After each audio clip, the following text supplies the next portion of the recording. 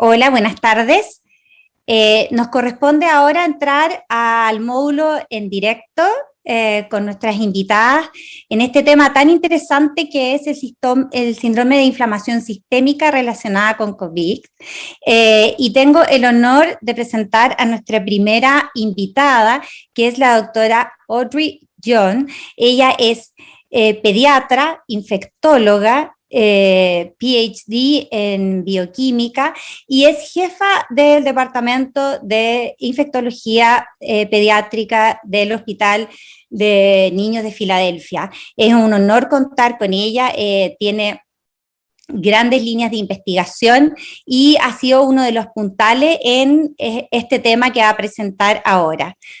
Adelante, Audrey, con tu charla, te estamos esperando.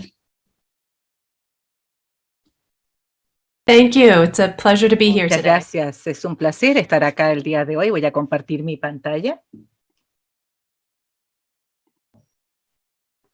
All right. And can someone confirm that looks okay? ¿Me confirman? ¿Se ve bien? Perfect. All right, excellent. Well, Muy bien, excelente. Es Es un placer estar acá el día de hoy y hablar sobre esta enfermedad fascinante que hemos comenzado a ver en el último año y medio, MIS-C o PIMS. Voy a comenzar con la presentación de un caso muy canónico. Voy a referirme también a cómo reconocemos si es una enfermedad real en los niños. Mencionaré algunas de las características clínicas de laboratorio típicas y también epidemiología. Y les mencionaré el enfoque ante el diagnóstico y tratamiento en CHOP. Para comenzar con este caso, fue uno de los primeros niños que vimos en CHOP con MIS-C. Vimos este niño en mayo 2020, justo después de la primera ola, el primer punto máximo de casos de COVID-19 en el área de Filadelfia. Era una niña de 5 años que fue ingresada con fiebre e hipotensión. Tenía una fiebre muy alta, 40 grados. 3 días después de haber sido ingresada, comenzó con un rash o erupción en sus muslos, después el abdomen y las plantas de los pies. Luego, 2 días después, comenzó con conjuntivitis no exudativa, ojos rojos, labios fisurados, diarrea, pero sin sangre. En urgencia, tenía cefalea, rigidez nucal, también hipotensión que respondía al líquido. Fue ingresada a la unidad de cuidados intensivos. Antecedentes eran benignos. Era una niña sana y ella vive en una comunidad cercana a nuestra institución que se sabe tiene niveles muy altos de transmisión de COVID-19. Ella misma no había tenido antecedentes de COVID-19, tampoco había tenido contacto con personas enfermas, amigos o familia, y su familia había estado en cuarentena y no había abandonado la casa en un mes. El examen físico, ella estaba despierta, pedía algo para beber, tenía algo de enrojecimiento en los ojos, pero era bastante benigno. Tenía una resistencia moderada a la flexión cervical. No tenía adenopatía, tampoco tenía tos ni apremio, era hiperdinámica, no tenía soplos, tenía una hepatomegalia leve, no esplenomegalia. Les voy a mostrar fotos de su rash. Neurológicamente parece estar bien. Y sus exámenes de extremidades también era benigno. Estas son algunas fotografías del rash, de la erupción. Tuvimos permiso por escrito de sus padres para poder compartir estas fotografías para propósitos de docencia. Forma parte de una serie de casos de rash que publicamos. Se ve acá que tiene múltiples máculas y pápulas en el tórax, especialmente en la parte interna de los muslos, y comienzan a converger estos parches de enrojecimiento. En un pie comenzó a presentar rash en la planta del pie también. Estas son otras fotografías de sus pies. El rash estaba disperso en el dorso del pie, en la planta, pero su rostro no estaba afectado. Diagnóstico, finalmente, fue síndrome inflamatorio multisistémico pediátrico, MISC, llamado PIMS en Inglaterra. Se asocia con infección por SARS-CoV-2. El ecocardiograma mostró función normal, una leve regurgitación, pero las arterias coronarias eran ecobrillantes con diámetro normal, no había aneurisma. Tuvo un PCR nasofaringe positivo y serologías positivas que indican infección pasada. Fue tratada con 2 dosis de IVIG y metilprednisolona. Tuvo cuidado de apoyo y tuvo una resolución rápida del shock, fiebre y rash.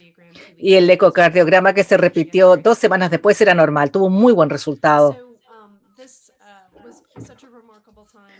Este es un momento tan extraño en la medicina y sigue siendo en la medicina pediátrica, pero como todos sabemos, los informes iniciales de esta neumonía inusual en la provincia de Hubei en enero de 2020 siguió por el secuenciamiento genético y confirmó la transmisión entre humanos. Entonces, en marzo ya teníamos una pandemia global.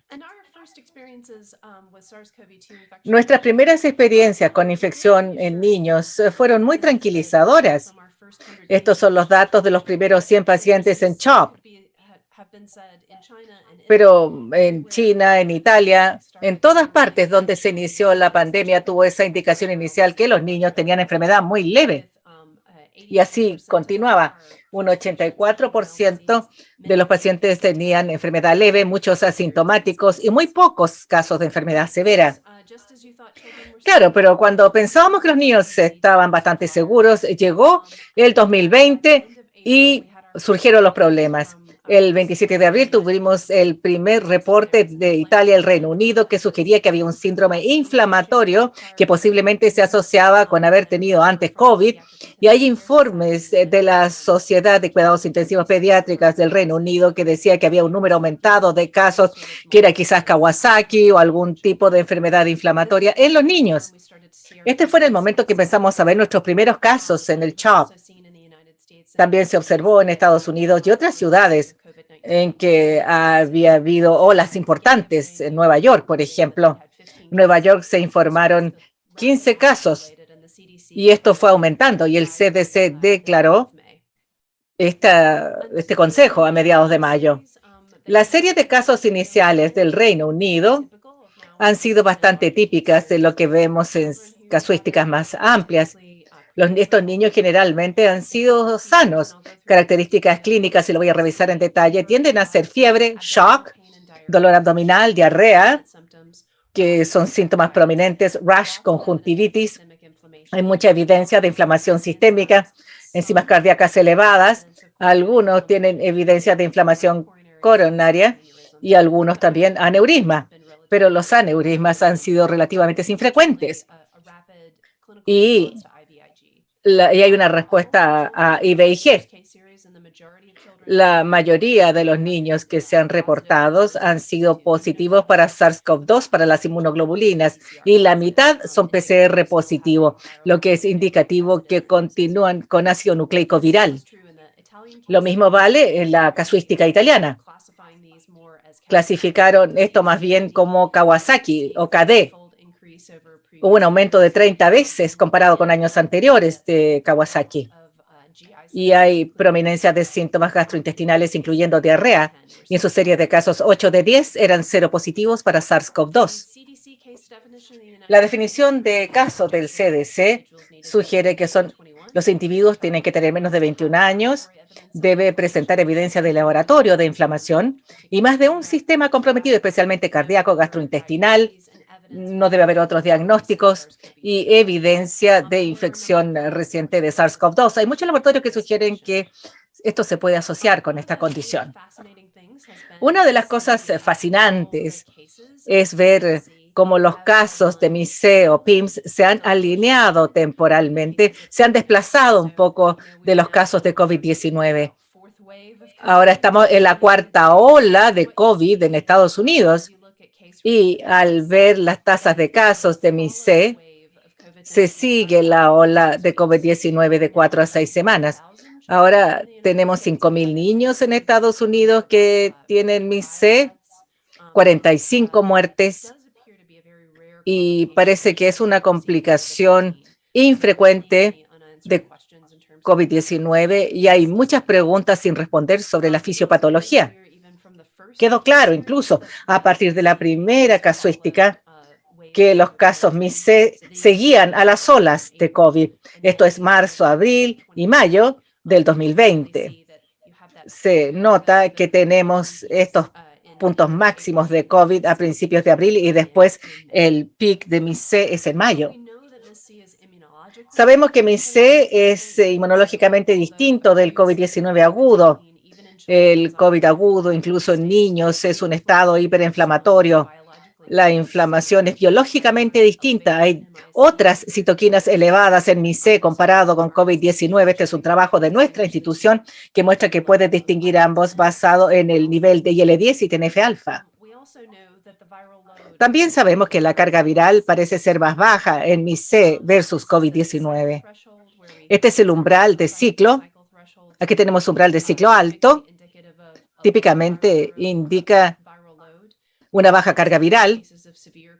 En casos de COVID-19 severo, generalmente hay mucho virus ahí. El umbral de ciclo es más bajo, pero MIS-C tiene un elevado umbral, lo que sugiere que la infección estuvo ahí durante un tiempo o se resolvió. Esta relación con SARS-CoV-2 continúa. Los pics de MIS-C aparecen unas 4 semanas después del pic de COVID-19. La mayoría de los pacientes tienen anticuerpos o PCR en su nariz positiva. La epidemiología sugiere que es un compromiso multisistémico y sugiere un fenómeno inmunomediado postinfeccioso. Hay preguntas si puede haber alguna replicación de bajo nivel de virus en estos pacientes MIS-C y que en parte eso gatilla esta disregulación inmune. Sin embargo, eso todavía no se ha dilucidado. La epidemiología clínica también es muy interesante. Esta es una enfermedad, a diferencia de Kawasaki, que es en niños de 2 años, 3 años. El paciente típico de MIS-C está en la edad escolar, unos 8 años. La mayoría de ellos, la gran mayoría, previamente han estado sanos. Y de aquellos que han tenido enfermedades previas, que tienden a hacer cosas que se consideran benignas como asma, la mayoría requiere atención en la UCI, típicamente para shock, no insuficiencia respiratoria. No es una enfermedad pulmonar, sino más bien cardíaca. Hasta un 80% en una de las cohortes iniciales requirió atención de nivel UCI. Y hay algunas dudas sobre si hay una predisposición en grupos étnicos, por ejemplo, pero definitivamente notamos que los casos MIS-C son paralelos a los grupos que es más probable que se infecten con COVID-19 en primer lugar. Estos son los aspectos demográficos en Estados Unidos. Tenemos ese pic en niños escolares, lo que es interesante. Hay una predominancia de varones con MIS-C.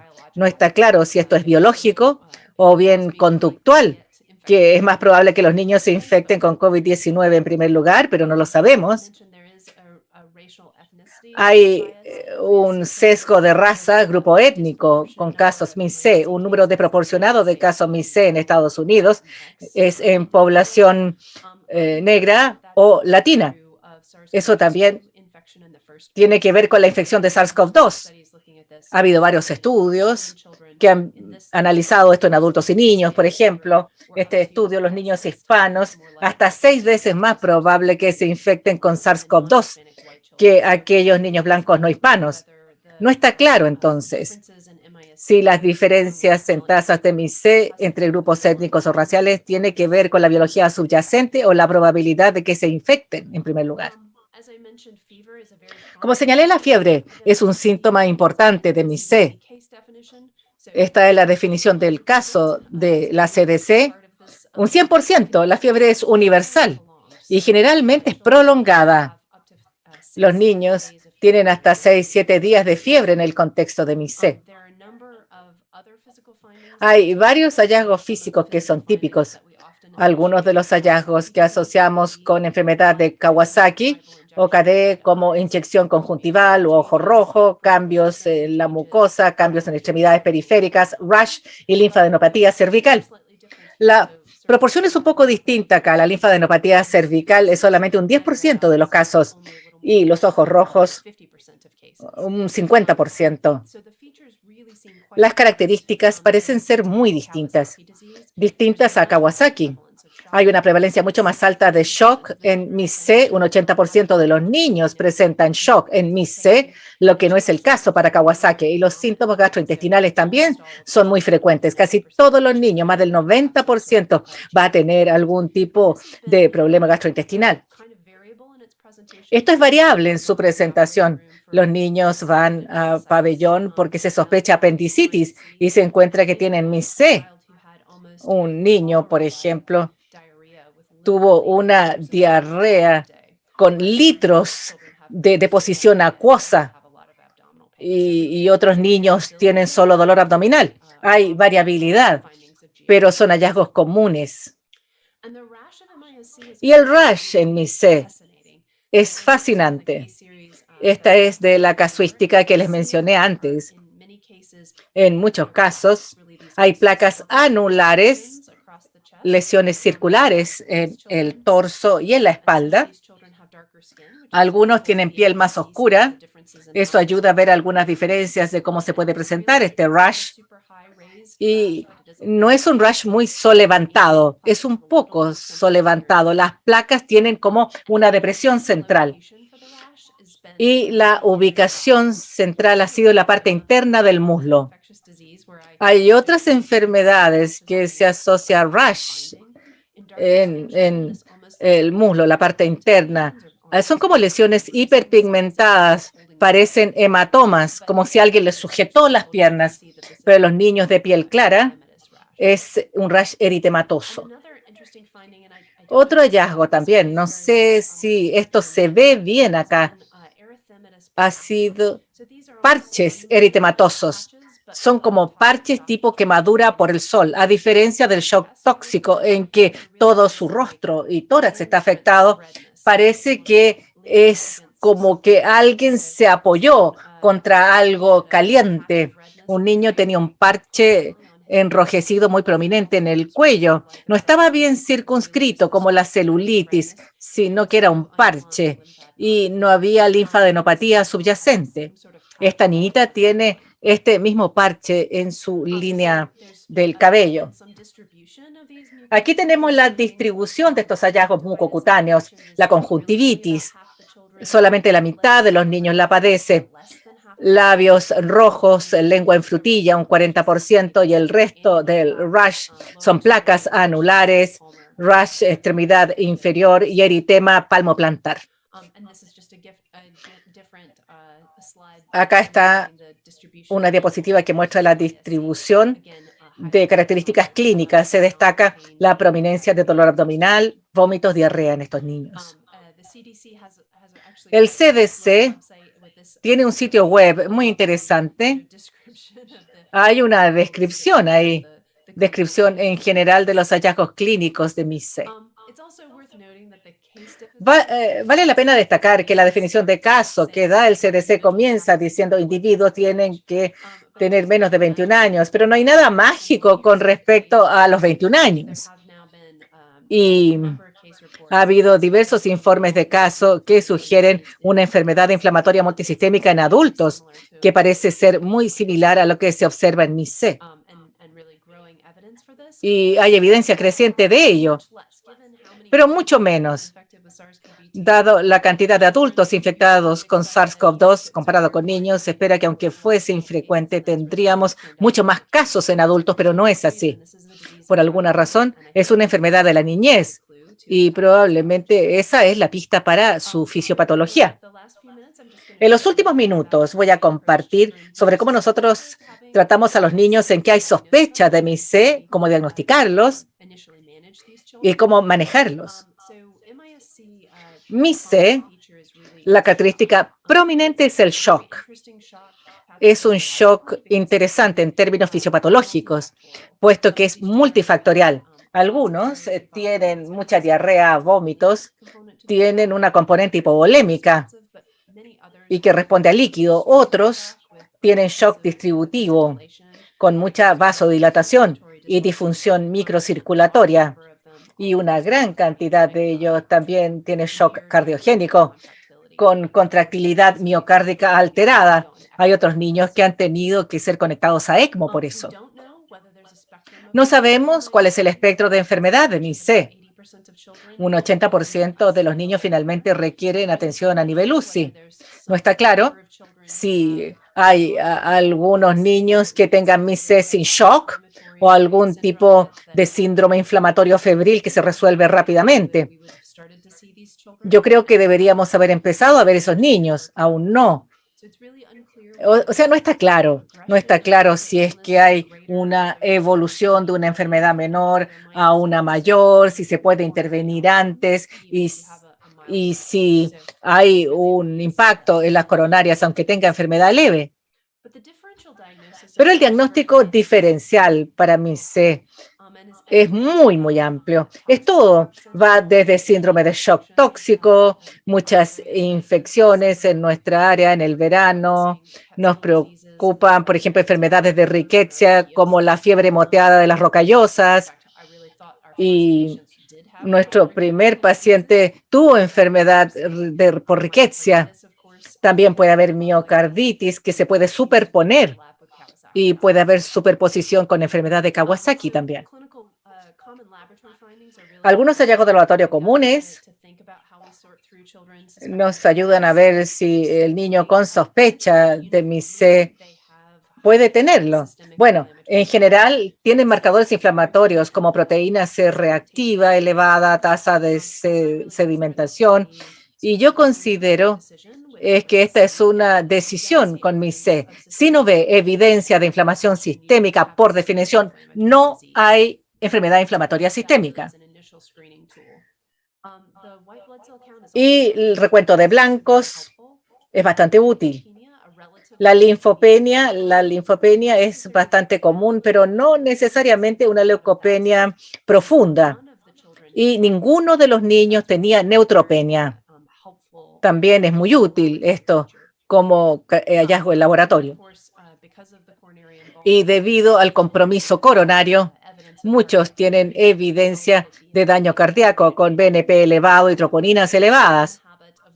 Pero no estamos en el hábito de buscar esto a menudo en los niños con otras enfermedades infecciosas febriles. Estos exámenes los obtenemos porque es fácil reconocer a un niño con enfermedad cardíaca, pero lo veré. Estamos aprendiendo cada vez más. Por ejemplo, si esto también ocurre en un niño con adenovirus, que son condiciones más benignas, porque no estamos acostumbrados a obtener ese tipo de exámenes en los niños. Otros exámenes pueden ser anormales que incluyen dímero D, ferritina y albúmina. Hay anomalías hematológicas importantes en MIS-C. Se puede ver acá en COVID, casi uniformemente encontramos niveles altos y elevados en estos pacientes. Cuando pensamos en la evaluación de laboratorio de MIS-C, habría que hacer exámenes iniciales clave, ver si todo se ve consistente como marcadores inflamatorios y hemograma completo. Si sigue apareciendo MIS-C, hay que buscar exámenes de alarma, si hay disfunción cardíaca con troponina, BNP y otros exámenes complementarios. Estos datos impulsan nuestra vía clínica para la evaluación de posible MIS-C en pacientes estables. Esta vía puede encontrarse en el sitio web del CHOP, está disponible para el público y se actualiza a medida que tenemos más datos. Aquí podemos comenzar a pensar MIS-C en pacientes con fiebre durante un par de días y han tenido características históricas, por ejemplo, tuvieron COVID hace un mes o características clínicas como problemas estomacales y rash. Esto sí parece ser consistente con MIS-C, se hacen exámenes de laboratorio que incluyen hemograma completo, creatinina, enzimas hepáticas, proteína C reactiva, velocidad de sedimentación. Y si las cosas son tranquilizadoras, hacemos una orientación. Pero nos seguimos preocupando si hay elevados marcadores inflamatorios y algunos de los otros hallazgos ya mencionados. Una vez que el paciente es diagnosticado con MIS-C, Obviamente necesitan cuidado de apoyo. Un 5% presenta disfunción cardíaca severa, pero más o menos la mitad va a requerir vasopresores e inótropos y otros necesitan ventilación mecánica por razones cardíacas. Parece ser un diagnóstico poco común. No hay una gran cantidad de niños que pasen a tener MIS-C después de COVID, porque, digamos, a los niños no se les hacen tantos exámenes cuando tienen SARS-CoV-2. Los mejores cálculos vienen del Reino Unido, donde hicieron un estudio serológico. Tienen vigilancia nacional para MIS-C PIMS y sus cálculos, uno de 5.000 a uno en 10.000 niños con SARS-CoV-2 tiene MIS-C. El tratamiento es revertir el shock y dar cuidado de apoyo agresivo. Tratar otras etiologías, especialmente si pensamos en otras fuentes de sepsis como shock tóxico, riqueza. Muchos de los niños se les dan antibióticos. Generalmente no damos antivirales porque pensamos que el periodo de replicación viral agudo ya ha pasado cuando llegan estos pacientes. Nosotros y otros hemos usado inmunoglobulina endovenosa, IVIG. Los corticoides se han usado en la mitad de los pacientes en Estados Unidos y menos comúnmente otros biológicos, inmunomoduladores como IL-1 e IL-6 inhibidores. Y nuestro abordaje es dar IVIG y metilprednisolona. Los corticoides se usan inicialmente pensando en Kawasaki en el contexto de shock. Aspirina para los niños de menos de 12. Y si no, reciben anticoagulantes independientemente del aneurisma coronario. Y si cumple con la indicación usual, en la UCI para profilaxis se les da enoxaparina. Ahora, parece que hay datos que apoyan. Esta es una cohorte observacional que se llama la cohorte de la mejor terapia disponible. Se compararon 3 grupos de atención primaria. Es un estudio de todo el mundo. Cada grupo subió los datos de sus pacientes y no hay cambio en resultado primario entre los grupos, pero era menos probable que tenían que escalar el tratamiento si el niño había recibido IVIG más corticoides. Hay un estudio adicional de pacientes MIS-C en Estados Unidos, publicado en el New England Journal. Toda la evidencia ahí indica que usando un score de propensión, que los pacientes IVIG más glucocorticoides les va mejor que aquellos que reciben solamente IVIG. Por eso seguimos utilizándolo como nuestra terapia. Afortunadamente, los resultados son abrumadoramente favorables. Aunque hay una minoría de pacientes en Estados Unidos, menos del 10% de estos niños que han tenido aneurisma coronario, al seguimiento casi todos ellos se resolvió el aneurisma. La cohorte inicial del Reino Unido tuvo una tasa más alta de aneurisma. Quizás hubo una demora en reconocer MIS-C. Varios niños han muerto por esta enfermedad. Parece que la mortalidad en áreas donde hay reanimación activa y cuidado nivel UCI es un 2%. No está claro qué características marcan a un niño que sea más posible que fallezca, pero demorar el diagnóstico, yo creo, tiene un impacto. Muy bien. Hay muchas preguntas que siguen sin respuesta. Estamos esperando contar con muy buena evidencia a partir de los estudios. Nos quedan muchas interrogantes de cuál es la fisiopatología subyacente.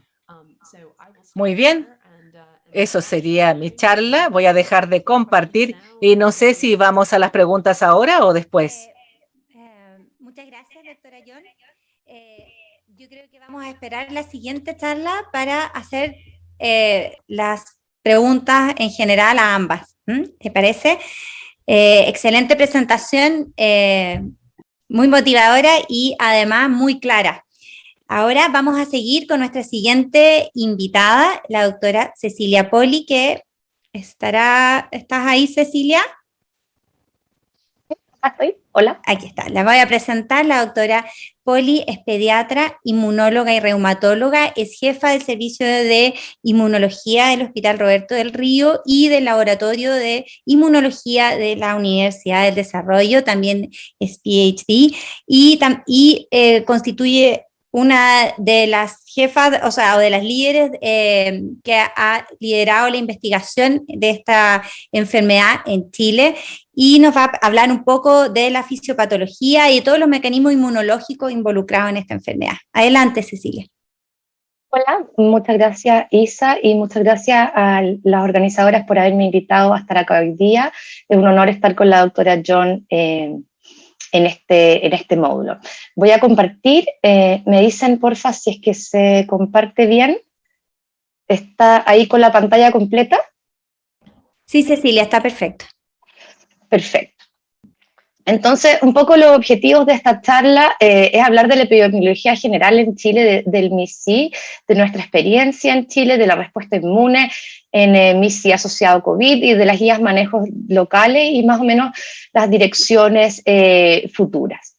Entonces, la respuesta de la enfermedad asociada a SARS-CoV-2, en realidad lo que hemos visto es que está determinada por la respuesta inmune, entonces es diferente en los pacientes adultos que en los niños, probablemente es diferente según nuestra microbiota, los microorganismos con los que nos hayamos enfrentado y las vacunas que hayamos recibido, así como también de nuestros genes que muchas veces determinan nuestra respuesta inmune. Entonces, en el mundo han habido más de 33 millones de infectados por COVID y más de 1 millón de muertes. La respuesta inmune es esencial en el curso clínico de la enfermedad, tanto en adultos como en niños, y ocurren muertes por más replicación viral o replicación viral descontrolada y también por una respuesta inflamatoria descontrolada y una tormenta de citoquina. Esto es en adultos. Y la respuesta inmune en general es diferente en los distintos fenotipos clínicos, como es el COVID en adultos y el MIS-C en los niños. Por lo tanto, comprender la respuesta inmune en cada escenario clínico y en cada una de las fases de enfermedad permite identificar blancos terapéuticos y tratar esta enfermedad de mejor manera. Las estrategias terapéuticas en general han estado dirigidas a regular la respuesta inmune con inmunomoduladores estratégicamente dirigidos según la inmunopatogenia y el uso de corticoides que ha resultado ser beneficioso tanto en adultos con COVID severo como en niños con MIS-C. Esta es un poco la situación epidemiológica en Chile. Esto es este año. En total, nosotros hemos tenido en los 2 años de pandemia más de 1,5 millones de casos, con un total de 48.000 muertes. La vacunación se inició en febrero de este año y con eso se ha logrado disminuir sobre todo la gravedad de los casos. Y como vemos, la positividad de COVID en los niños es un reflejo de la positividad del COVID en los adultos. Pero como muy bien mencionó la doctora John, lo medimos menos en los niños porque asumimos que están positivos cuando hay un familiar adulto positivo y los niños generalmente son asintomáticos y pensábamos que ellos iban a estar libres de enfermedad hasta que empezamos a detectar estos casos de síndrome inflamatorio multisistémico o MIS-C, miocarditis y este subtipo de MIS-C que se caracteriza por ser similar a la enfermedad de Kawasaki. El MIS-C en América en general se han reportado más de 7.000 casos y 153 muertes, con una mortalidad alrededor de un 2%, dependiendo de la serie, y muy probablemente tiene que ver con el tratamiento precoz. En Chile han habido 500.000 casos de COVID en niños y 382 casos de MIS-C reportados, con 5 fallecimientos atribuidos a MIS-C. Como también decía la doctora John, hay un predominio del sexo masculino y ocurre en niños en edad escolar. Y en general, lo que hemos visto en el mundo, en Europa, en Estados Unidos, en Latinoamérica y en Chile, es bastante consistente en términos de la epidemiología de esta enfermedad y su ocurrencia después del pic, de cada uno de los pics de COVID en las distintas poblaciones. Entonces, ¿qué es lo que hemos visto en Chile? Quiero partir con un caso clínico. Este es un caso clínico que vimos en el Hospital Roberto del Río en mayo del 2020, al igual que lo que ocurrió en el CHOP. Este es un niño de 8 años, de sexo masculino, previamente sano, que se presenta con un cuadro clínico caracterizado por 5 días de fiebre, náuseas, diarrea y dolor abdominal. Tenía además taquicardia e hipotensión, por lo que en ese minuto se pensó que tenía un shock séptico de foco abdominal, se tomaron en cultivos, coprocultivos y se inició tratamiento antibiótico. Tiene una PCR de COVID que resultó negativa y una serología que recibimos después que también era positiva para COVID. Y con esto quiero destacar que algunos pacientes puede coexistir la PCR positiva con la serología positiva. El paciente persiste hipotenso, taquicárdico, sigue febril al día 7 o 8. La ecografía mostraba una disfunción miocárdica y al recibir gamma globulina se mejoró. Este es otro caso, un niño de 10 años sano con 5 días de fiebre alta, exantema, como también mostraba la doctora John en la cara interna de los muslos, un exantema maculopapular confluente, tenía adenopatías y compromiso de mucosas y de conjuntivas. Aquí también los padres autorizaron mostrar estas fotos para propósitos de educación. El paciente evoluciona con hipotensión persistente, por lo cual requiere drogas vasoactivas e ingreso a UCI. La PCR también resulta positiva, recibe gamma globulina endovenosa y con eso se diagnostica entonces esta enfermedad de Kawasaki asociada a COVID y mejora. Este es otro caso clínico, un paciente de 13 años, previamente sano, jugador de fútbol, que tenía un antecedente de contacto positivo en su familia. Este paciente consultó en clínica alemana por 3 días de fiebre, cefalea y decaimiento. Y los exámenes, muy importantes, destaca esta inflamación sistémica con PCR muy elevada, ferritina que inicialmente no era muy elevada, dímero D elevado, DHC30, y una leucopenia con una linfopenia marcada y plaquetas que inicialmente eran de 150.000. El paciente recibe terapia con inmunoglobulina endovenosa y metilprednisolona en dosis de 2 miligramos por kilo. Sin embargo, evoluciona grave, requiere intubación y uso de drogas vasoactivas por un shock distributivo.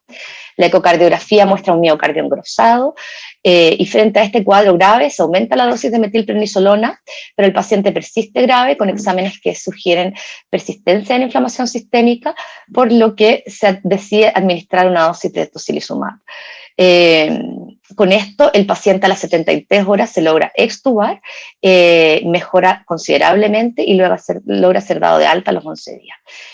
Tiene una evolución post-hospitalaria favorable, con ecocardiografías normales, y al año, después de haber tenido esta enfermedad, sigue siendo un niño normal que volvió a jugar fútbol y se desarrolla de manera normal, demostrando el excelente pronóstico que tiene esta enfermedad si es tratada a tiempo y se manejan las complicaciones agudas.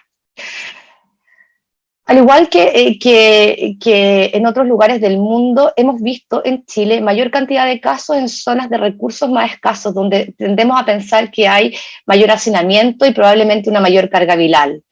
Se ha pensado que esto también podría tener un componente genético, pero la verdad es que esto no se ha logrado demostrar, al igual que en otras partes del mundo, ¿no es cierto? Los casos de MIS-C ocurren 4 a 6 semanas después del pic en la población adulta y en los niños, que como hablamos es un reflejo de lo que ocurre en la población adulta. Ha sido mayor la incidencia en áreas de alta transmisión viral, que coincide con las áreas de menores recursos, por lo tanto hemos tenido más MIS-C en los centros de salud pública que en los centros de salud privada. Con frecuencia hay antecedentes de exposición intradomiciliaria al virus y está asociado a exposición a cargas virales que suponemos son altas. Este es un trabajo que realizaron la doctora Lorena Tapia con la doctora Anita Fritis y Ricardo González de distintos hospitales pediátricos en Chile, al cual después se fueron agregando nuevos centros. Estos fueron los primeros casos reportados el año pasado. Y como vemos, casi un 50% de los casos tenía PCR también positiva, además de la serología positiva.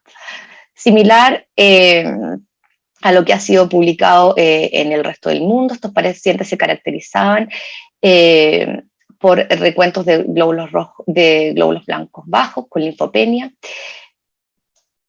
Y la mayoría de los pacientes recibieron corticoides sistémicos y gamma globulina. Estos son los casos en Chile.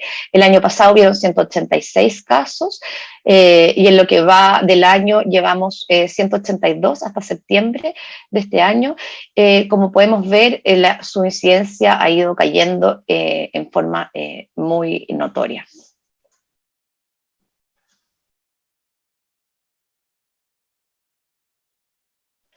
Igual que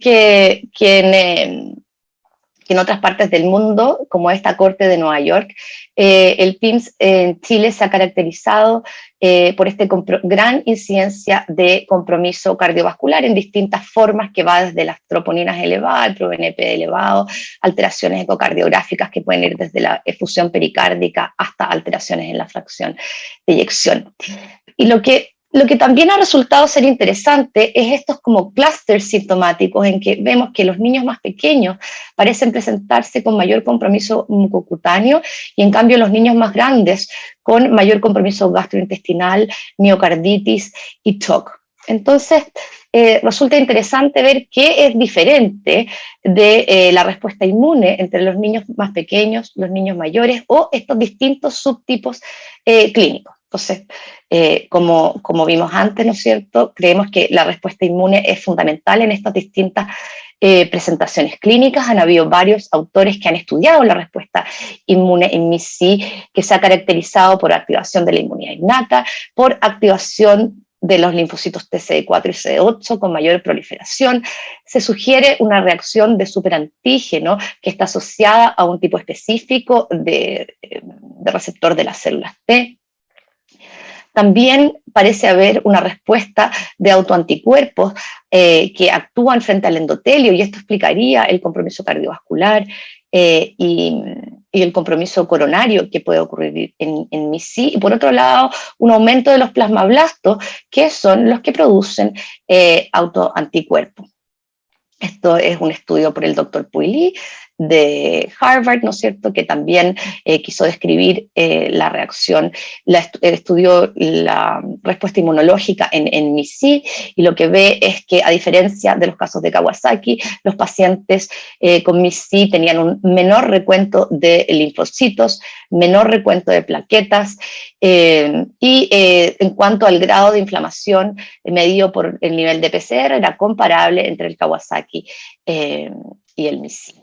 Con respecto a la respuesta de citoquinas, hay una respuesta de citoquinas elevadas, de interleuquina 6, interleuquina 10, y si lo comparamos con el síndrome de activación macrofágica, los pacientes con MIS-C tendrían menores niveles de ferritina, aunque igual está elevada, y niveles comparables de CD25 soluble, que es un marcador de activación macrofágica. Entonces nosotros en Chile, en el Centro de Investigación de la Universidad del Desarrollo, nos adjudicamos este proyecto de la NIT para investigar la respuesta inmune en COVID.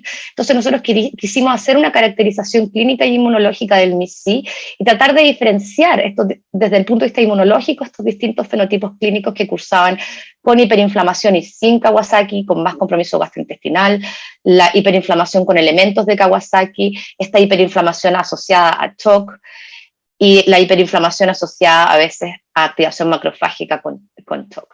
Entonces queríamos saber cuál era la diferencia fisiopatológica y a lo mejor quizás preguntarnos si deberían tratarse en forma distinta. Para esto se reclutaron pacientes en clínica alemana y sobre todo del Hospital Roberto del Río y Ezequiel González Cortés, porque estos atienden a regiones de ingresos económicos más bajos en Chile, y como les contaba, hubo mucho mayor incidencia de casos en estos hospitales que en los centros privados. Entonces, estos son los números de pacientes. Analizamos 50 pacientes, tomamos muestras secuenciales durante las primeras 24 48 horas, 4 o 5 días después de la primera muestra al alta, y después seguimos a los pacientes hasta 6, incluso 12 meses post cuadro agudo. Lo que vimos en este caso es que no tuvimos una predominancia de sexo masculino, fueron 47% hombres, con una promedio de edad de 6,7 años, y con un predominio entre los 5 y los 10 años, como también ha sido reportado en otras cortes. Un 67, la mayoría de los pacientes tuvieron fiebre, el 68% de los pacientes cursó con TOC y más o menos el 50% de los pacientes con compromiso cardiovascular. Lo más frecuente fue la efusión pericárdica. Tuvimos 2 casos con arritmias severas, de los cuales un paciente se recuperó, pero uno falleció de un compromiso del ritmo cardíaco, y 4 pacientes con dilataciones coronarias. La mitad de los pacientes tenía compromiso mucocutáneo, que hacía pensar que era tipo enfermedad de Kawasaki, y un paciente tuvo activación macrofágica severa, y este es otro paciente que falleció. Un gran porcentaje de los pacientes, 74%, tuvo compromiso gastrointestinal, con dolor abdominal, diarrea, vómitos, y 5 pacientes tuvieron compromiso renal agudo, que fue reversible al reponer los fluidos. 17% de los pacientes tuvo compromiso neurológico, caracterizado principalmente por cefalea, pero hubo cefalitis en 3 pacientes, y 2% de los pacientes fallecieron. La mayoría de los pacientes recibieron gamma globulina y metilprednisolona, que luego se continuaba con corticoides orales. 3 pacientes recibieron tocilizumab. Es importante destacar que en Chile el anakinra o inhibidor de interleuquina 1 no está aprobado por el ISP para su uso, por lo tanto era más fácil inmunomodular con tocilizumab que con anakinra. Esto se ha ido haciendo disponible y uno podría elegir una de las 2 opciones en caso necesario. Un paciente requirió infliximab. Cabe destacar que este uso de tocilizumab fue al inicio de los casos observados por DEMICI, y tendemos a pensar que el reconocimiento más precoz, el tratamiento más precoz y con dosis más altas de metilprednisolona iniciales nos ha hecho no llegar a necesitar otro tipo de inmunomoduladores, ya que en los casos más recientes no lo hemos requerido. Se usó también heparina y aspirina. Un 36% de los pacientes tenían PCR positiva al momento del diagnóstico, y un 61% tenían serología positiva. En algunos casos, al principio de la pandemia no estaba esta disponible. Entonces, la mayoría de los pacientes tenían o PCR positiva o serología positiva, y el resto tenía antecedente de contacto con COVID. Un 74% de los pacientes requirió ingresar a una unidad de cuidados invasivos. 34% requirió ventilación mecánica invasiva, un paciente requirió ECMO, que es el paciente que falleció por activación macrofágica, y el 40% de los pacientes requirió manejo con drogas vasoactivas. Entonces, para caracterizar la respuesta inmune, utilizamos citometría de flujo multiparamétrica y medimos las citoquinas por ensayos de CBA, que pueden medirse también por citometría de flujo. ¿Y qué es lo que encontramos? Bueno, similar a lo que han encontrado otros grupos, vimos una marcada activación de las células T, sobre todo en los casos de MIS-C severo, en los linfocitos TCD8, que están marcados acá en rojo, y este marcador CD69, que también marca para activación de los linfocitos, mostraba que había una hiperactivación tanto de linfocitos TCD4 como TCD8.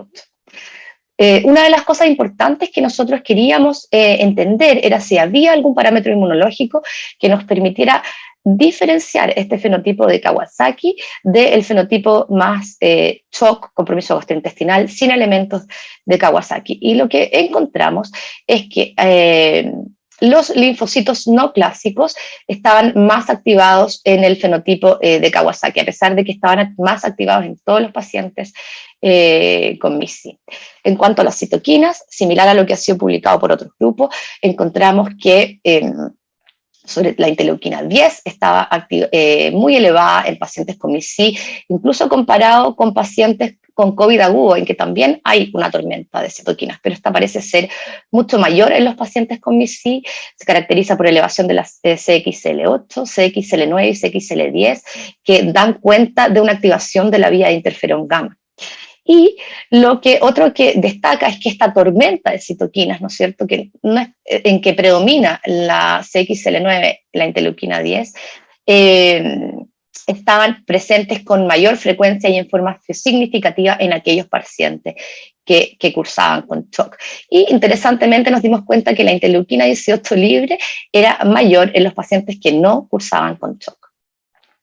Como les mencioné antes, lo que más encontramos diferencia fue en CXL9 y interleuquina 10, y CXL9 nos da cuenta de la vía de interferón gamma, que está exacerbada en los linfocitos de estos pacientes, y esta CXL9 nos permitía diferenciar aquellos pacientes que cursaban con MIS-C severo de los que tenían MIS-C moderado. Y esto lo diferencia de los pacientes con COVID severo agudo, que estos eran adultos que tenían una respuesta a interferón gamma que no estaba aumentada. Esta es una... se ve todo pequeño, pero solamente para mostrarles que nosotros intentamos correlacionar todos estos parámetros de citometría de flujo, o sea, caracterización de los linfocitos y de las citoquinas, con los distintos parámetros clínicos y resultados del hemograma, como los glóbulos blancos, los niveles de plaquetas, para ver si existía alguna correlación entre esta activación de los linfocitos, las citoquinas y los parámetros clínicos. Y lo que encontramos es que los niveles de interferón gamma, de interleuquina 18 y de interleuquina 10 se correlacionaban con menores niveles de plaquetas, que han sido asociados en otros trabajos a pacientes de mayor gravedad. En el seguimiento de estos pacientes evaluamos la respuesta celular específica a SARS-CoV-2, es decir, los linfocitos T que producen interferón gamma al ser enfrentados a proteínas del virus en cultivo, y los comparamos a pacientes que 6 meses atrás habían tenido COVID hospitalizado, y esto era mayormente pacientes adultos. Y lo que nos dimos cuenta es que la respuesta inmune celular en los pacientes que habían tenido MIS-C 6 meses después, comparada con los pacientes adultos que habían tenido COVID severo 6 meses después, era menor que en aquellos pacientes con COVID severo. Entonces esta respuesta inmune celular, que presumiblemente es protectora en el tiempo, ¿no es cierto?, era menor en los pacientes con MIS-C. Por supuesto, esto habría que compararlo en niños que hayan tenido COVID agudo, pero resulta difícil obtener muestras de esos pacientes, por lo que los comparamos con adultos que tuvieron COVID grave. Esto podría dar algunas luces de la fisiopatología de la enfermedad. Lo otro que notamos en estos pacientes con MIS-C es que la respuesta de anticuerpos neutralizantes en MIS-C tenía una tendencia a menos capacidad neutralizante en PIMS que en COVID, y eso también podría tener que ver con la respuesta una respuesta deficiente, una capacidad deficiente de neutralizar el virus, y como mencionaba la doctora John, esta quizás replicación viral persistente. La evolución en general de la corte fue muy buena, con muy buena respuesta a corticoides, sobre todo al utilizar el tratamiento precoz y con mayores dosis tuvimos menos complicaciones agudas. La mayoría de los pacientes se recuperan completamente en el seguimiento de 6 a 12 meses. Un paciente falleció por activación macrofágica, 2 pacientes tienen secuelas cardiovasculares, uno con un aneurisma persistente y otro paciente con una disfunción de la contractilidad del septum interventricular. Pero el resto de los pacientes están todos sanos, independiente de su gravedad al inicio del cuadro. Y en los últimos minutos quisiera destacar la importancia del trabajo en equipo en esta pandemia en general y en esta patología, que hemos tenido todos que ir aprendiendo en el tiempo, aprendiendo cómo manejarla y nutriéndonos los unos a los otros de las distintas especialidades para poder ofrecer mejor tratamiento a los niños. Y quiero destacar el trabajo multidisciplinario que me tocó vivir tanto en la clínica como en el hospital, de las distintas subespecialidades que están involucradas con el manejo de estos niños. Este trabajo multidisciplinario nos permitió darnos cuenta de que había también casos en adultos que al principio de la pandemia no estaban siendo diagnosticados, como este paciente que fue visto también en clínica alemana, que tenía 32 años, tiene 32 años, se presentó con fiebre elevada, cefalea, calofríos, lesiones cutáneas maculares en las manos, conjuntivitis no exudativa, diarrea, dolor abdominal, náuseas y vómito con hipotensión severa. Este paciente tenía una PCR de SARS-CoV-2 positiva, por lo que se pensó que tenía COVID agudo, pero no tenía compromiso respiratorio. Y con PCR de nuevo elevada, ProBNP elevado, una troponina elevada hasta 130, con un TAC de abdomen que mostraba una ileitis distal sin visceromegalias y una ecocardiografía que mostraba depresión miocárdica severa con una fracción de reyección de 38%.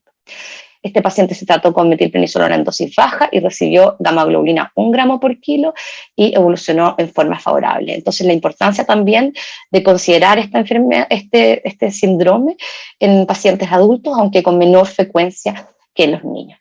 Este trabajo multidisciplinario también nos permitió hacer difusión y educación sobre esta enfermedad, lo que permitió hacer el diagnóstico y tratamiento precoz de los pacientes, tanto en Santiago como en centros más alejados y en regiones.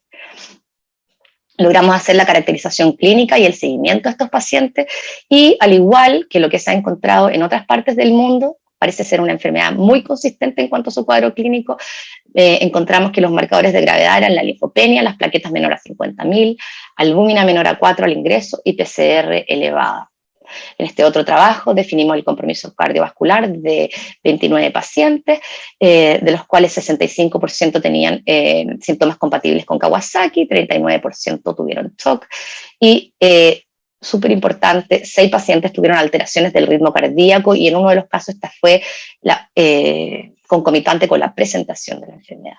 Este trabajo multidisciplinario también permitió el desarrollo de guías, que están basadas, por supuesto, también en las guías internacionales, ¿no es cierto?, en que diferenciamos a aquellos pacientes que se presentan con o sin TOC o a los que tienen o no fenotipo de Kawasaki para utilizar gamma-globulina endovenosa 2 gramos por kilo, metilprednisolona de 2 miligramos por kilo si el paciente tiene un cuadro leve, en cambio si tiene TOC o elementos de gravedad con dosis de corticoides iniciales más alta. Establecimos parámetros de control y guías de control ecocardiográfico y electrocardiográfico para monitorizar las alteraciones cardíacas que definen la gravedad de esta enfermedad. ¿Qué nos queda para el futuro? Bueno, muchas preguntas. Determinar las secuelas a largo plazo, la verdad es que hemos visto que los pacientes están excelentes. No sabemos si por esta activación de la respuesta inmune, de las células plasmáticas que producen anticuerpos, podría aparecer autoinmunidad tardía y eso va a requerir seguimiento. Si aparecerán con las nuevas CEP, nuevas variantes, nuevas formas de la enfermedad, a lo mejor. Y por lo tanto es necesario continuar los estudios frente a la aparición de nuevas variantes y cómo evoluciona la pandemia. Creo que en esto no está todo dicho. Y eso quería mostrarles. Estas son las variantes identificadas en Chile desde el 2021 que se empezaron a secuenciar y entonces vemos como desde la semana epidemiológica número 30 ha empezado a aumentar la variante Delta. Si recuerdan, antes les mostré que han habido muy poquitos casos de MIS-C en este periodo, porque a lo mejor esta variante Delta se asocia menos a MIS-C, pero lo que sí hemos visto, y esto es una observación que no ha sido tabulada, es que seguimos teniendo casos de Kawasaki que a veces incluso tienen serologías negativas. La verdad es que no sabemos si esto podría o no estar relacionado a COVID, ya que hemos observado una mayor incidencia de enfermedad de Kawasaki que en años prepandemia. Entonces a lo mejor esto tiene que ver con las distintas variantes de la enfermedad. Entonces, en conclusión, el MIS-C es una condición infrecuente pero grave de la infección por SARS-CoV-2 en niños. La gravedad está determinada por el compromiso cardiovascular, que fundamentalmente se caracteriza por miocarditis y shock. El compromiso cardiovascular se asocia a una tormenta de citoquinas que son principalmente derivadas de la producción de interferón gamma. El fenotipo de Kawasaki en MIS-C se correlaciona con mayor activación de los monocitos no clásicos y esto hace pensar que tal vez tiene una fisiopatología diferente. La respuesta a corticoides y gamma-globulina es excelente y el pronóstico en general es bueno. La caracterización clínica e inmunológica es fundamental para entender más de esta nueva enfermedad y poder tratarla en forma adecuada y tal vez predecir las consecuencias futuras. Por lo tanto, la revisión, actualización constante en el manejo clínico debe hacerse en forma constante y debe ser de manera multidisciplinaria. Y con esto quisiera concluir y dar las gracias a todo el equipo de la clínica alemana que ha participado en el manejo de los pacientes COVID, al programa de inmunogenética e inmunología translacional, especialmente a la doctora Cecilia Vial y a Marrey, que han participado en la obtención de todos estos datos de los pacientes, al Hospital Roberto del Río y el Hospital Ezequiel González Cortés también, porque han participado con pacientes para esta caracterización. Muchas gracias y quedo abierta a sus preguntas. Muchas gracias, Cecilia. En realidad las dos clases han sido de lujo y primero quisiera hacer un pequeño comentario que creo que somos, entre comillas, privilegiados que hemos asistido al surgimiento de una nueva enfermedad, ¿no es cierto? Entre la pandemia del COVID y ahora este síndrome inflamatorio, hay pocas generaciones de médicos que en la marcha han tenido que tomar conocimiento de una enfermedad nueva tan grave, digamos, y tomar decisiones terapéuticas avanzando en los días, ¿no es cierto? Y eso nos sitúa en un lugar que probablemente no lo van a tener muchas generaciones de médicos ni científicos. Tengo algunas preguntas acá y tengo que ir eligiendo. La primera es para ambas, a ver, quiero su opinión, es el compromiso digestivo de estos niños, porque nos tocó uno de los pacientes más graves que tuvimos, en realidad parecía un abdomen agudo, un dolor abdominal era impresionante y si no hubiéramos tenido los antecedentes del MIS probablemente hubiera ido a pabellón. Entonces quería preguntarles qué piensan que es la causa de este compromiso abdominal. ¿Es inflamatorio o también podría hacer de hipoperfusión? Entonces quería saber su opinión. Doctora John? Yes, I look forward to hearing what Dr. Polly's thoughts on this are. Me gustaría saber qué piensa la doctora Polly también. Probablemente hay compromiso intestinal, la vasculatura intestinal. Ahora, si es isquémico o solamente inflamación, no lo sé. Yo creo que nos queda mucho por aprender en cuanto a los niños que han fallecido de esta enfermedad, pero no he visto buenos estudios de autopsia que serían muy, muy importantes para entender exactamente qué ha ocurrido en algunos de esos casos. Yo concuerdo con la doctora John que probablemente aquí hay algo que pasa con la vasculatura que puede ser similar a lo que ocurre en el corazón con el compromiso coronario. Lamentablemente, claro, por la naturaleza de estos que son niños, ¿no es cierto? No hay muchos estudios anatomopatológicos. Entonces, eso sería deseable para entender mejor qué es lo que está pasando ahí a nivel local. En cuanto a la fisiopatología, lo que se ha escrito es que hay mayores receptores de ACE2 en el tracto gastrointestinal y eso podría tener que ver con la entrada con mayores cargas viral en el intestino en los niños que en los adultos. Pero eso es algo que, de nuevo, se ha hipotetizado, pero no se ha logrado comprobar. Nosotros dentro de esta corte, no lo mostré por razones de tiempo, medimos algunos marcadores de inflamación en las deposiciones de los pacientes y por lo menos comparado a pacientes sanos y a pacientes con COVID en adultos, vemos mayores marcadores de inflamación en las deposiciones de estos pacientes, dando cuenta de una inflamación intestinal marcada. Ahora, de nuevo, aquí el problema son los controles. No sabemos si un paciente si esta inflamación es más que un paciente con un adenovirus o otra infección sistémica, así que todavía tenemos mucho por aprender. Gracias, Cecilia. Otra pregunta es, bueno, tenemos claro lo que pasa en las Cortes de Nueva York, ¿no es cierto?, de Reino Unido, pero nos interesa saber, por ejemplo, en los países que han tenido numerosos casos de COVID y con mayor número de fallecimientos en el mundo, como es Brasil, India, que además son también de piel, digamos, más oscura. Si habrá alguna publicaciones que a ustedes les parezca interesante comentarnos en esos países con mayor número de casos, ¿no es cierto? Y quizás población algo más vulnerable. No sé, doctora John. Yes, I've talked with some colleagues. Sí, yo he hablado con algunos colegas en India cuando tuvieron la ola y ellos estaban abrumados con casos MIS-C. Está claro que en su medio ambiente se ven muchos casos. Estoy segura que si hay pocos recursos, hay casos que se pasan por alto porque los niños no llegan a tiempo a ser atendidos y probablemente no hay un buen manejo de las cifras, por ejemplo, en el África subsahariana, pero queda claro que en India hubo una ola de MIS-C. La verdad es que en Estados Unidos se ha descrito esto más en pacientes hispanos y nosotros acá en Chile, que tenemos pacientes hispánicos más de descendencia europea, no hemos logrado demostrar que esto se deba al origen étnico de los pacientes. Entonces yo creo que igual hay algo que tiende a confundirse, que es los menores recursos de los pacientes, el hacinamiento, que puede ser algo que ocurre también en India y en lugares de menos recursos, el acceso a la salud, la educación de los pacientes, porque a veces consultan de manera tardía, con una cosa étnica genética.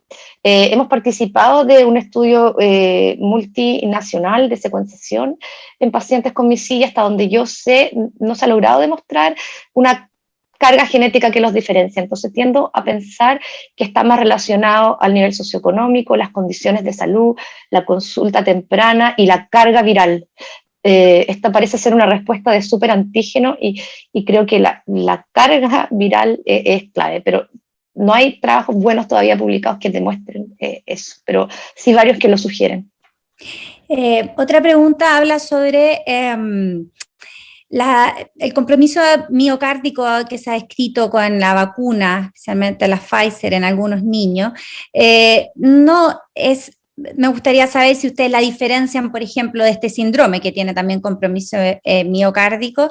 Del punto de vista clínico, ¿han tenido similitudes o son completamente diferentes? Doctora John? Again, I'm interested in hearing what Dr. Poley has seen. Muy interesante. En nuestra experiencia, la miocarditis asociada con la vacuna es mucho más leve. Muy pocos de estos niños con shock generalmente no se ingresan a la UCI y normalmente tienen resolución de su dolor y síntomas al cabo de un par de días con antiinflamatorios. Y al parecer van bastante bien, a diferencia de la hospitalización en la UCI es 3 a 5 días para los niños con MIS-C. Ambas son condiciones inflamatorias, pero la vía de inflamación y el tejido inflamado es distinto en ambos casos.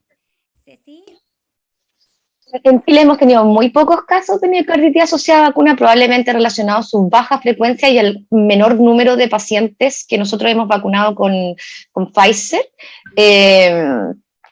Y también la misma experiencia, no hemos tenido casos graves, han sido todos miocarditis leves, de fácil manejo. Y una cosa que hemos notado en estos pocos casos que hemos tenido es que hay ausencia de fiebre, ausencia de elevación de los parámetros inflamatorios de la magnitud que lo vemos en el MIS-C. Parece ser una inflamación muy dirigida del tejido miocárdico, que es transitoria y de buen pronóstico y poco frecuente.